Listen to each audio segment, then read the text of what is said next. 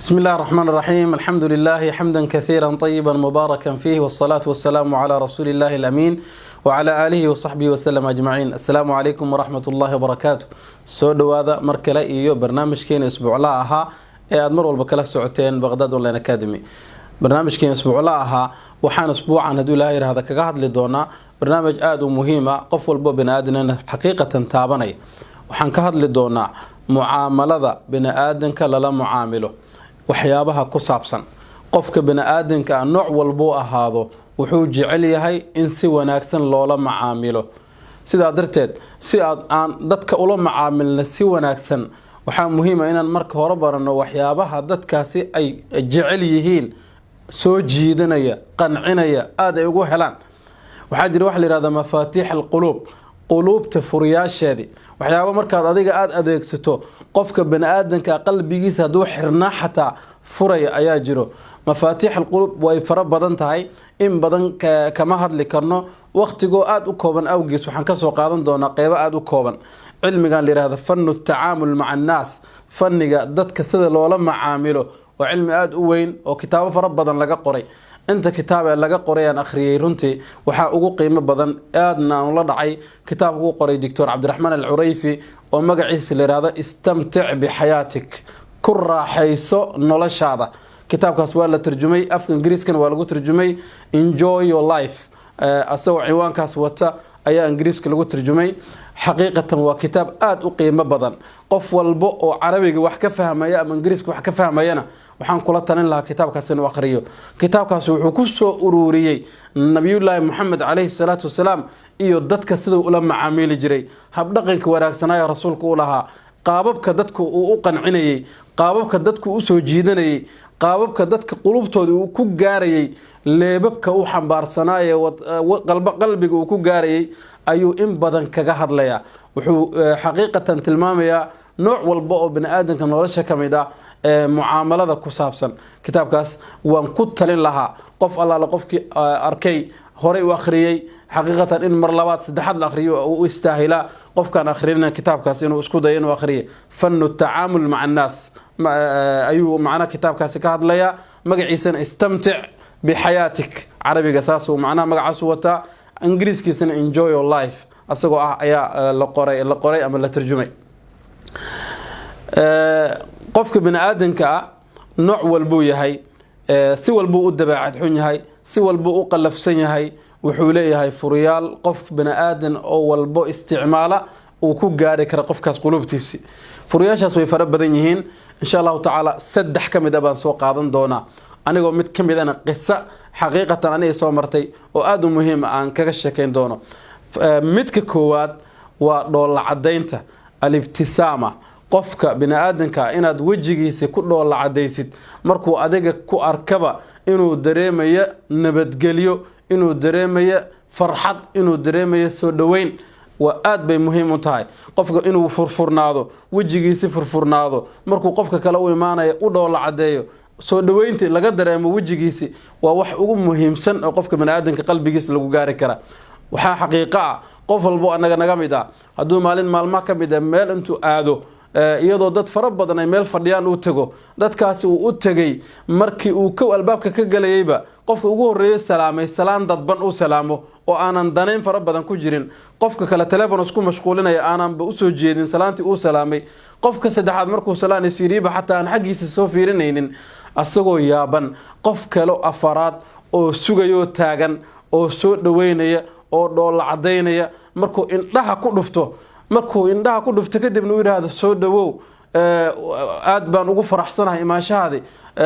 inaad na soo booqato waa ku faraxsanahay, soo fariiso halkan soo fariiso, si gaar ah u daneeyo, si gaar ah u daryeelo, si gaar ah u qadariyo. waxaan shaki ku jirin xataa salaantiisa hadduu dadka ka dambeeyo ku dhameystiro oo gebi ahaantood u salaamo xataa qofka qalbigiisa aadka ugu weynaan doono, xusuustiisa ku weynaan doono, wuxuu noqon doonaa qofkan sida gaarka u soo dhaweeyay. marka waa muhiim qofka markaad wajigiisa dhoolla cadeyn aad ku muujiso. rasuulka alayhi salatu wasalaamna wuu inoo soo koobayo wuxuu yiri qofka walaalka ah wajigiisa ku dhoolla cadeysa waa sadaqo, yani tabassumuka fi wajhi akhika sadaqa. qofka walaalka ah wajigiisa ku dhoolla cadeysa u qosashaa oo macnaha aad u muujisaa farxad iyo soo dhaweyn waa sadaqa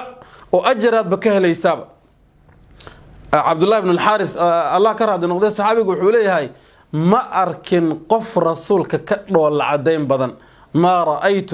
أحدا أكثر تبسما من رسول الله رسولك إلهي قف كدو العدين بدن ولقي ما أركن بويري يعني رسولك عليه الصلاة والسلام ملو البحوها قف سو دوين تآت وقفي عن قف والبؤوي ماذا سو دوين وكدريمي قلب فرن يتسمع وكدريمي marka waa qodobka koowaad oo aadka u muhiimka ah in qof walba wajigaada aad u furtid indhahaada aad u furtid dhool cadeyn aad u muujisid aad soo dhaweyn u muujisid qodobka labaad oo asagana muhiimka waxa weeyaan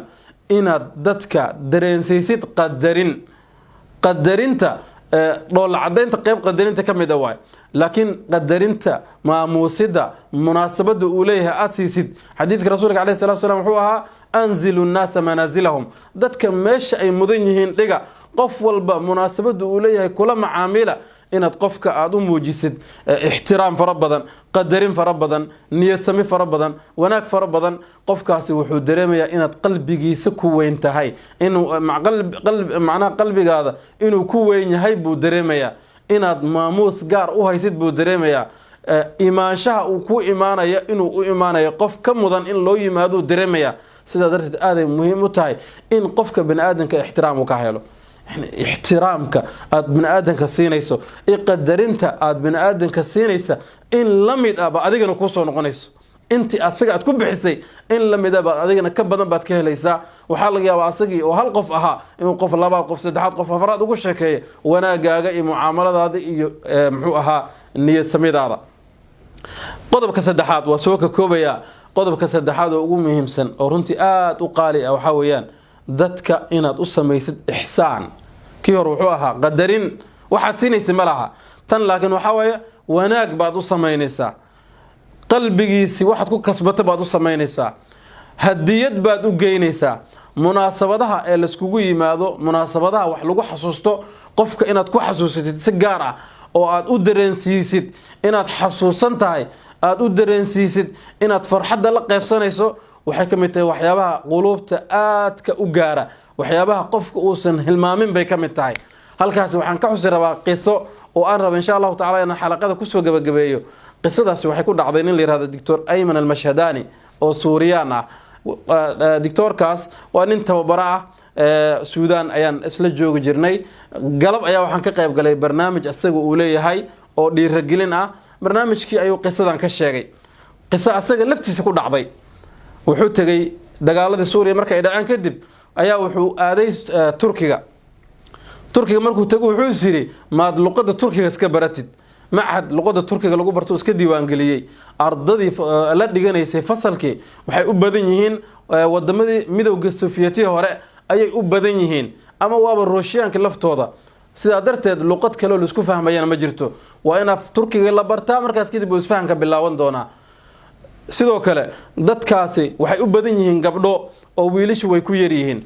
Ayman al-Mashhadani waa nin mutadayin ah oo diinta aad ugu xeel dheer rabo inuusan gabdhihi salaamin gacanta ku salaamin laakiin inuu dadkii la macaamilo niyad sami u muujiyana rabo maalintii ugu horeysay ee fasalka la iskugu yimid ee la isbaranayay la ismusaafixiinay gacmaha la salaamayay Dr. Ayman al-Mashhadani wuxuu dareensiyay inuusan gacanta dad ku salaamaynin xataa macallimadii 10 ka bixinaysay arintaasi xilligaasi oo xasaasiyad aad u fara badan ay jirtay dagaalka Ciraaq iyo kadib wixii dhacay Daesh iyo dhibaatooyin fara badan awgeed waxay u dareemeen cabsi qof aad ugu diinta ay ka muuqato gar weyn lana u ahaa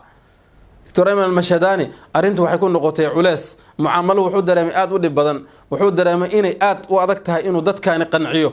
laakiin wuxuu raadiyay fursad maalin maalmaha kamid ah ugu faa'iideysto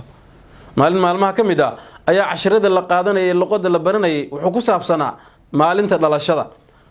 dhalashada marka cashirka la qorayay ayaa macallimadu waxay ku tiri ardadii qof walba idankeedan kamid ah waxaan rabaa inuu sheego magaciisa iyo taariikhda dhalashadiisa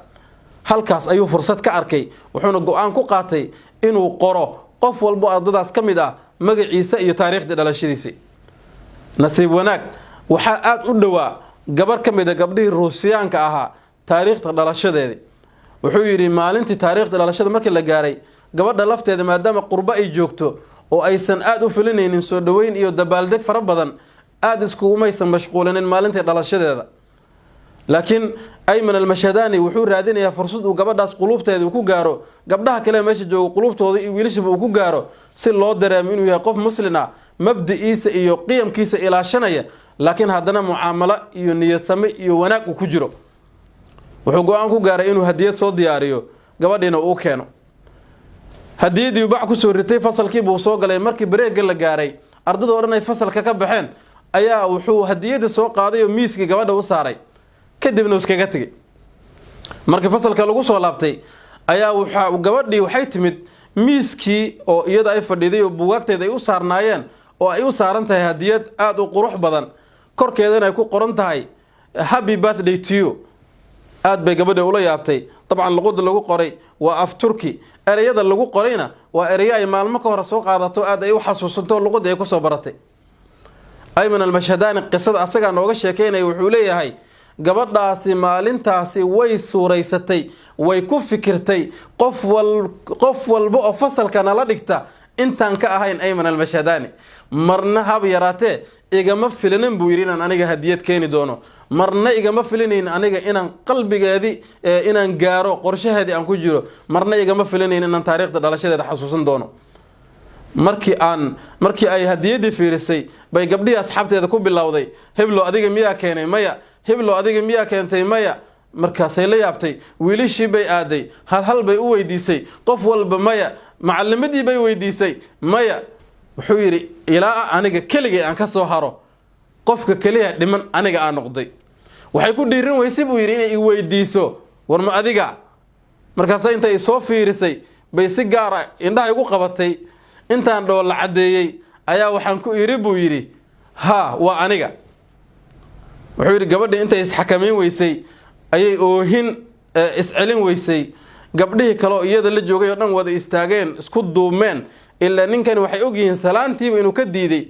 oo aysan isku duubi karin oo aysan hab siin karin laakiin intay asaga hab siin lahaayeen iyagii baa isku duumay oo hab is siiyay oo farxadii muujiyay aad bay ugu mahad celisay gabadhii oo dhan baa u mahad celiyay maalinta wixii ka dambeeyay Ayman al-Mashhadani wuxuu noqday boqorka fasalka macallimada ardayda kuwa muslimiinta kuwa aan muslim ahayn oo dhanba qofka ugu mudan qadarinta qofka ugu horeeyo la tashta qofka ugu horeeyo qof walba inuu la sheekaysto jecel yahay buu noqday qisadaas waxaan ula jeedaa hadiyadaas yiriista ah gabadhaasi wax weyn uma taraynin laakiin waxay ka turjumaysay nolosheedii maalintay soo bilowday annaga Soomaalida aad noogama weyno oo dhaqan ahaan uma lihin inaan taariikhdaas xusno laakiin gabadhaas taariikhdaas inay xusto aad bay qalbigeeda ugu weyneed sida darteedu qalbigeedii meeshii ugu dambeysay ka gaaray Dr. Ayman al-Mashhadani khayr Allah siiye wuxuu ina barayaa qofka muslimka ah dacwo diimeed oo kaliya inuu san ahayn inuu qofka kale wax ugu gudbiyo wuxuu aad ii soo xasuusiyay taariikhdii ahayd in